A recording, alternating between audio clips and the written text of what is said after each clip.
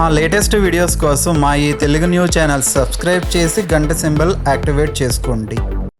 రేపు శుక్రవారం అమావాస్య ముందు రోజు. చాలా విశేషమైన రోజు గనుక రాత్రికి ఒక నిమ్మకాయను ఈ ప్రదేశంలో పడేయండి చాలు. 60 నిమిషాల్లో మీ సుడి తిరిగిపోతుంది. కష్టాలు పోతాయి. మీ జీవితం అద్భుతంగా మారిపోతుంది. వద్దన్న ధనం వస్తూనే ఉంటుంది. ఎందుకంటే ప్రకృతి మాత మనకు ప్రసాదించిన ఎన్నో అద్భుతమైన విలువైన వస్తువులలో నిమ్మకాయకు ఒక ప్రత్యేకమైన ఎంతో విశిష్టమైన స్థానం ఉంది. నిమ్మకాయ అనగానే మనకు కేవలం వంటకాల్లో వాడే ఒక సాధారణ వస్తువుగాని గుర్తుకు వస్తుంది. కానీ నిమ్మకాయ కేవలం మన ఆరోగ్యానికి రుచికి మాత్రమే కాకుండా తాంత్రికంగా కూడా ఎంతో గొప్ప ప్రాముఖ్యతను కలిగి ఉంది. నిమ్మకాయ గురించి ఎంత చెప్పినా ఎన్ని వేల మాటలు మాట్లాడినా తక్కువే అవుతుంది. ప్రాచీన కాలం నుండి మన పూర్వీకులు ఋషులు నిమ్మకాయను అనేక దోషాలను తొలగించడానికి, దైవ కార్యాలలో, అమ్మవారి పూజలలో, ముఖ్యంగా దుష్టశక్తుల నివారణలో విరివిగా ఉపయోగిస్తూ వస్తున్నారు. నిమ్మకాయకు మన జీవితంలో ఎదురయ్యే ఊహించని కష్టాలను, ఆర్థిక సమస్యలను, మానసిక వేదనలను వేరుతో సహా పెకిలించి తొలగించి మన జీవితాన్ని సమూలంగా మార్చేసే అద్భుతమైన శక్తివంతమైన శక్తులున్నాయని మన ప్రాచీన ధర్మశాస్త్రాలు, తాంత్రిక గ్రంథాలు ఘంటాపథంగా చెబుతున్నాయి. ఎవరైతే తమ జీవితంలో ఎప్పుడూ కష్టాలు వస్తున్నాయని, ఒక సమస్య తీరగానే మరొక సమస్య వచ్చి పడుతుందని నిరంతరం బాధపడుతుంటారో వారికి నిమ్మకాయ ఒక బ్రహ్మాస్త్రంలా, ఒక సంజీవనిలా పనిచేస్తుంది. మన చుట్టూ, మన ఇంట్లో గూడు కట్టుకుని ఉండే ప్రతికూల శక్తులను క్షణాల్లో పారద్రోలి అదృష్టాన్ని, సానుకూల శక్తులను ఆకర్షించే గొప్ప దైవిక శక్తి, అద్భుతమైన ఆకర్షణ శక్తి ఈ చిన్న నిమ్మకాయలో దాగి ఉంది. నిమ్మకాయకు ఉన్న ఈ అపారమైన శక్తుల వల్లనే దానిని దిష్టి నివారణలో, అనేక పరిహార శాస్త్రాలలో ప్రథమంగా అతి ముఖ్యమైన వస్తువుగా ఉపయోగిస్తారు. మనం సాధారణంగా రోడ్డు మీద వెళుతున్నప్పుడు చూస్తూనే ఉంటాము. నిమ్మకాయను పచ్చిమిరపకాయలతో కలిపి ఒక దారానికి గుచ్చి ఇంటి గుమ్మానికి ముందు గాని, లేదా వ్యాపారం చేసుకునే షాపుల ముందు, వాహనాలకు గాని కడుతూ ఉంటారు. ఇలా ఎందుకు కడతారో, దాని వెనుక ఉన్న ఆంతర్యం ఏమిటో చాలామందికి బహుశా తెలియకపోవచ్చు. నిమ్మకాయకు పచ్చిమిరపకాయలకు ఉన్న ఘాటైన తత్వం వల్ల, అలాగే వాటికి ఉండే సహజ సిద్ధమైన గ్రహణ శక్తి వల్ల చెలు దృష్టితో, అసూయతో మన ఇంటివైపు చూసే వారి దృష్టి దోషం, నరఘోష మనకు తగలకుండా అవి ఒక రక్షణ కవచంలా కాపాడుతాయి. నిమ్మకాయకు దిష్టి దోషాలను, నరఘోషను, ఇతరుల ఏరుపులను ఇట్టే ఒక అయస్కాంతల్లా లాగేసుకుని వాటిని పూర్తిగా నిర్వీర్యం చేసి తొలగించే గొప్ప అదృశ్య శక్తులు మెండుగా ఉన్నాయి. ఎవరైనా మన ఎదుగుదలను చూసి ఓర్వలేక ఏడ్చినా, మన ఆనందాన్ని చూసి కుళ్ళుకున్నా, లేదా మనకు తెలియకుండా మనపై ఏవైనా చెడు ప్రయోగాలు జరిగినా, ఇంటి సింహద్వారానికి కట్టిన ఆ నిమ్మకాయ వెంటనే ఆ చెడును మొత్తం తనలోకి గ్రహించి తనను తాను త్యాగం చేసి ఎండిపోతుంది లేదా పగిలిపోతుంది. తద్వారా మనకు, మన కుటుంబ సభ్యులకు ఎలాంటి హాని జరగకుండా, ఎలాంటి ఆపద రాకుండా కంటికి రెప్పలా కాపాడుతుంది. అందుకే నిమ్మకాయ అనేది నరదిష్టిని, కనుదిష్టిని పటాపంచలు చేసే ఒక అమోఘమైన ఆయుధం లాంటిది అని ఖచ్చితంగా చెప్పవచ్చు. అయితే మనల్ని పట్టి పీడిస్తున్న దరిద్రాన్ని వదిలించుకోవడానికి, ఇంట్లో సిరి సంపదలు వృద్ధి చెందడానికి నిమ్మకాయతో అమావాస్య ముందు రోజున ఒక చిన్న పరిహారం చేస్తే చాలు. 60 నిమిషాల్లోనే మీ కష్టాలన్నీ పటాపంచలైపోయి, మీకు అప్పటి వరకు ఉన్న దౌర్భాగ్యం తొలగిపోయి మీ సుడి పూర్తిగా తిరిగిపోతుంది. అమావాస్య అనేది చీకటికి ప్రతీక అయినప్పటికీ ఆ చీకటిని పారద్రోలి మన జీవితంలోకి కోటి సూర్యుల వెలుగును తీసుకురావడానికి అమావాస్య ముందు రోజు రాత్రిపూట చేసే ఈ చిన్న నిమ్మకాయ పరిహారం అత్యంత అద్భుతంగా, ఎంతో శక్తివంతంగా పనిచేస్తుంది. మన ఇంటిని పట్టి పీడిస్తున్న దరిద్ర దేవతను తరిమికొట్టి అష్టైశ్వర్యాలను ప్రసాదించే అదృష్ట లక్ష్మిని మన ఇంట్లోకి సాదరంగా ఆహ్వానించడానికి ఇది ఒక అద్భుతమైన అవకాశం. మరి అంతటి శక్తివంతమైన మన తలరాతును పూర్తిగా మార్చేసే ఈ అద్భుతమైన పరిహారం ఏమిటి? నిమ్మకాయతో ఖచ్చితంగా ఏం చేయాలి? పరిహారం చేసిన తర్వాత ఆ నిమ్మకాయను ఎక్కడ పడేయాలి, ఎలా పడేయాలి అనే అనేక ఆసక్తికరమైన విషయాలను ఈ వీడియోలో మనం వివరంగా తెలుసుకుందాం. ముందు ఒక కథను విందాం. ఫ్రెండ్స్, దయచేసి ఈ వీడియోను ఎక్కడా స్కిప్ చేయకుండా మొదటి నుండి చివరి వరకు పూర్తిగా చూడండి. అప్పుడే ఈ అద్భుత పరిహారం ఎలా చేయాలో మీకు స్పష్టంగా అర్థమవుతుంది. అలాగే ఈ వీడియోకి ఒక లైక్ కొట్టి క్రింద కామెంట్స్ విభాగంలో శ్రీమాత్రే నమః అని తప్పకుండా కామెంట్ చేయండి. ఒక అందమైన పల్లెటూరు. ఆ ఊరి పేరు శాంతిపురం. అక్కడ రాఘవయ్య అనే ఒక నిరుపేద రైతు నివసిస్తూ ఉండేవాడు. రాఘవయ్యకు సాక్షాత్తు ఆ సిరి సంపదల తల్లి మహాలక్ష్మీదేవి అంటే అపారమైన భక్తి. తనకున్న ఆ 1 ఎకరా పొలంలో ఎన్ని కష్టాలు ఎదురైనా, ఎన్ని నష్టాలు వచ్చినా అతను ఎప్పుడూ ఆ తల్లిని విస్మరించేవాడు కాదు. ప్రతిరోజు తెల్లవారుజామునే నిద్రలేచి స్నానాదులు ముగించుకుని ఇంటి ముందున్న లక్ష్మీదేవి పటానికి భక్తితో పూజ చేసేవాడు. తల్లి, నాకున్న ఈ చిన్ని పొలమే నాకు ఆధారం, నా కూతురే నా సర్వస్వం, మమ్మల్ని నీ చల్లని చూపుతో కాపాడు అని నిత్యం వేడుకునేవాడు. పొలం పనులకు వెళ్లే ముందు ఆ తల్లి పాదాల దగ్గర పెట్టిన అక్షింతలు తలపై వేసుకుని వెళ్లడం అతనికి అలవాటు. అతనికి ఒకే ఒక కూతురు అంజలి. రాఘవయ్య భార్య పేరు సీతమ్మ. సీతమ్మ ఎంతో గుణవంతురాలు. కానీ దురదృష్టవశాత్తు ఒక తీవ్రమైన అనారోగ్యంతో ఆమె మరణిస్తుంది. అప్పట్నుండి రాఘవయ్యకు తన కూతురు అంజలియే సర్వస్వం. అంజలిని ఎంతో గారాబంగా కంటికి రెప్పలా చూసుకునేవాడు. అమ్మలేని లోటు తెలియకుండా ఆమెను పెంచి పెద్ద చేశాడు.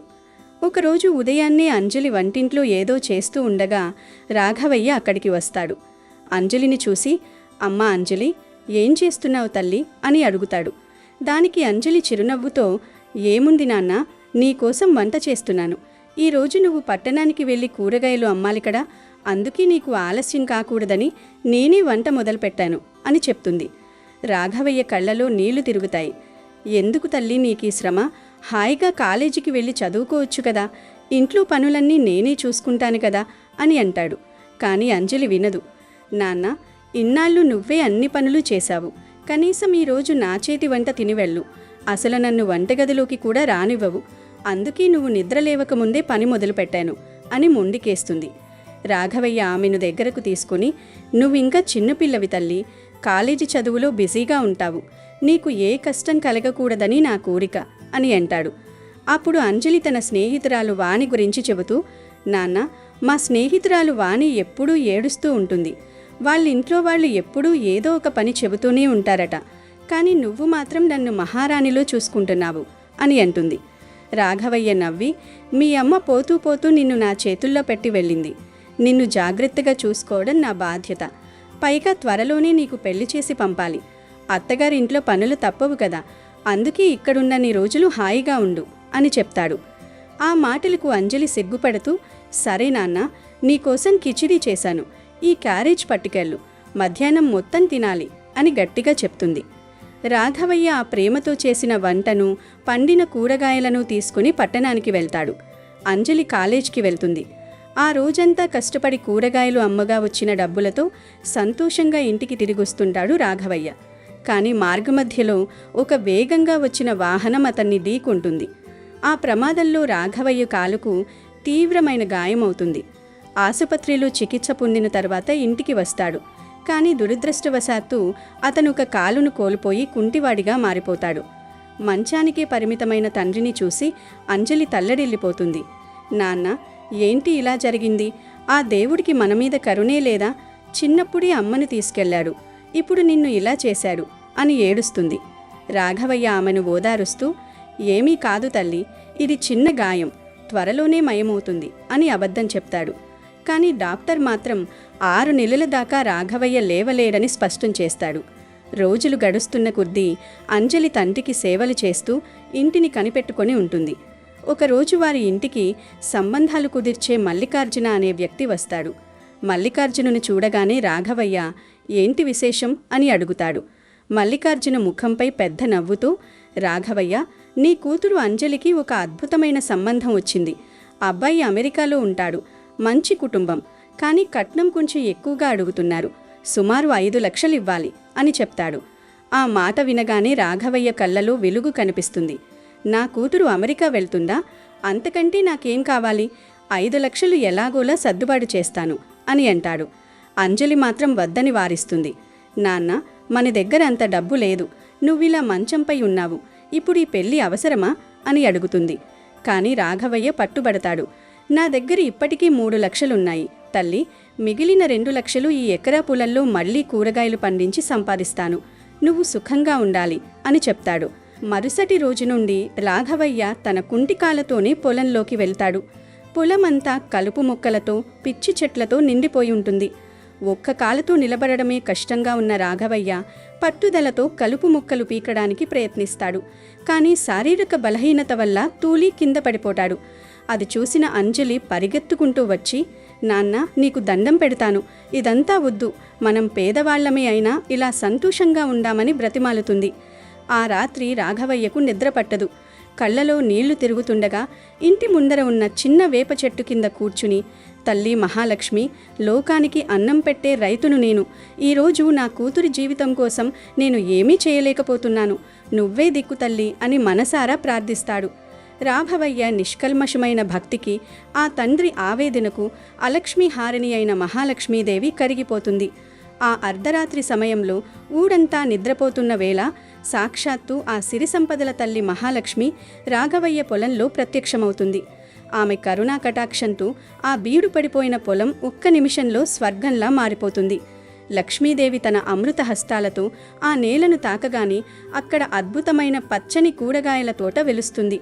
సాధారణంగా పండే వాటికంటే 10 రెట్లు ఎక్కువ పరిమాణంలో ఎంతో రుచికరమైన నాణ్యమైన కూరగాయలు రాత్రికి రాత్రే పండిపోతాయి. ఆ పొలం నుండి ఒక దివ్యమైన సువాసన వెదజల్లుతుంది. తెల్లవారక ముందే ఆ తల్లి మాయమైపోతుంది. మరుసటి రోజు ఉదయం రాఘవయ్య దిగులుగా పొలం వైపు వెడతాడు. అక్కడ ఉన్న దృశ్యాన్ని చూసి అతను తన కళ్లను తనే నమ్మలేకపోతాడు. నిన్నటి వరకు కలుపు ముక్కలతో ఉన్న పొలం ఈరోజు రంగురంగుల కూరగాయలతో కళకళలాడుతోంది. అనపకాయలు, వంకాయలు, టమాటాలు అన్నీ ఎంతో పెద్దవిగా మెరుస్తూ కనిపిస్తాయి.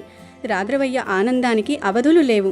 ఇది ఖచ్చితంగా ఆ మహాలక్ష్మీదేవి మహిమే అని గ్రహించి నేలకు మొక్కి కన్నీరు మున్నీరు అవుతాడు.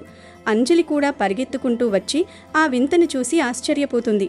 ఆ కూరగాయలను మార్కెట్కు తీసుకెళ్లగా వాటి నాణ్యత చూసి జనం ఎగబడికుంటారు. ఒక్క రోజులోనే రాఘవయ్యకు ఊహించని విధంగా భారీ ఆదాయం వస్తుంది. ఆ విధంగా పొలంలో పండిన పంటను అమ్మి పెళ్లికి కావాల్సిన 5 లక్షలే కాకుండా మరికొంత డబ్బును కూడా సంపాదిస్తాడు.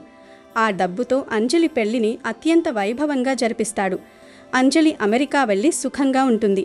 అంజలి వెళ్ళిన తర్వాత కూడా రాఘవయ్య ఆ పొలాన్ని ఎంతో భక్తితో చూసుకుంటూ వచ్చిన లాభంతో ఊరిలో పేదవారికి సహాయం చేస్తూ ప్రతినిత్యం లక్ష్మీదేవిని తలుచుకుంటూ గడుపుతాడు. మనిషికి పట్టుదల, దైవంపై నమ్మకం ఉంటే ఆ లక్ష్మీదేవి కరుణ ఎప్పుడూ ఉంటుందని రాఘవయ్య జీవితం నిరూపించింది. ఆ తల్లి దయ వల్ల రాఘవయ్య కాలు కూడా క్రమంగా నయమయ్యి అతను మళ్లీ ఆరోగ్యవంతుడిగా మారి తన శేష జీవితాన్ని ప్రశాంతంగా గడుపుతాడు.